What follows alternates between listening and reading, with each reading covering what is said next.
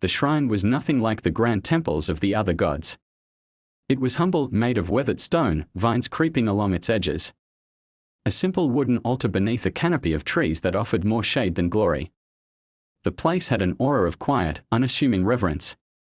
But to the gods it was a place of meaning, where humility and devotion were woven into the very air. Every year, without fail, a little girl would appear.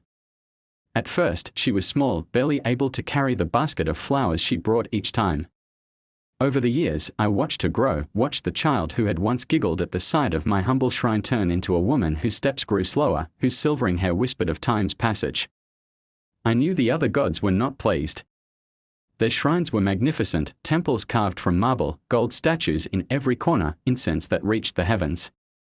They were gods of fire, war, wealth, and fertility, all showering their followers with divine blessings and spectacular gifts. But my shrine, it had none of that. And yet, year after year, this little girl returned. She always spoke with a soft reverence when she approached, never once asking for anything. Her visits were not for miracles or favor, just for the quiet companionship of a god she seemed to feel. It moved me more than I could express, for it wasn't the grandeur of a temple or the flare of divine power that brought her back, it was something simpler. It was love, not of power, but of presence. The years passed and I could see her aging, her frail hands trembling as she laid flowers at the altar, her once bright eyes clouding with age. One year, she came and knelt at my shrine, her back hunched with time, her breath shallow. She looked at the simple altar with a smile. "I will not be able to visit much longer," she said, the weight of years in her voice. "But I wanted you to know, I never felt alone here. Your presence was all I ever needed." Her words struck me deeply. I had been watching her for so long, her life unfolding before me.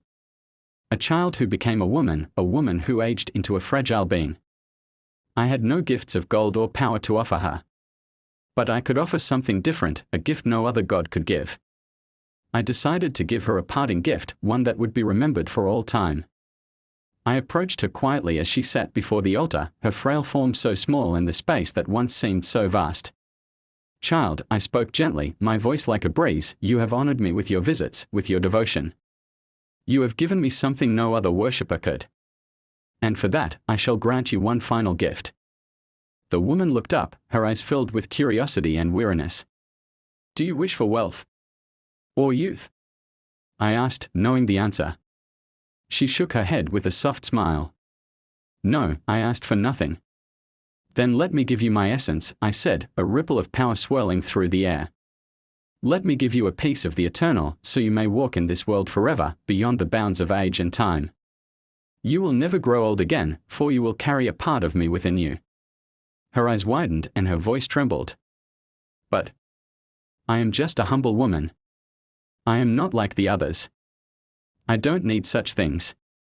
"Your humility is why you deserve it," I told her. "You sought not power, not riches, not status. You sought only my presence, and for that, I will make sure you never leave this world without me. You will have a part of me with you always." With a final whisper of my divine essence, I infused her with it, weaving my essence into her very being. Her frail form straightened, her skin regained a youthful glow, and her eyes sparkled with the energy of 1,000 lifetimes. She stood there, a little stunned, but smiled softly.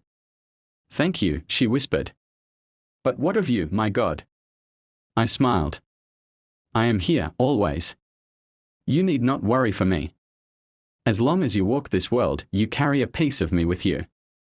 And so, as she left my shrine, the woman walked with a new grace, her steps light and unburdened by age. While the world around her might change, she would never be alone again. For she, like me, would endure for eternity,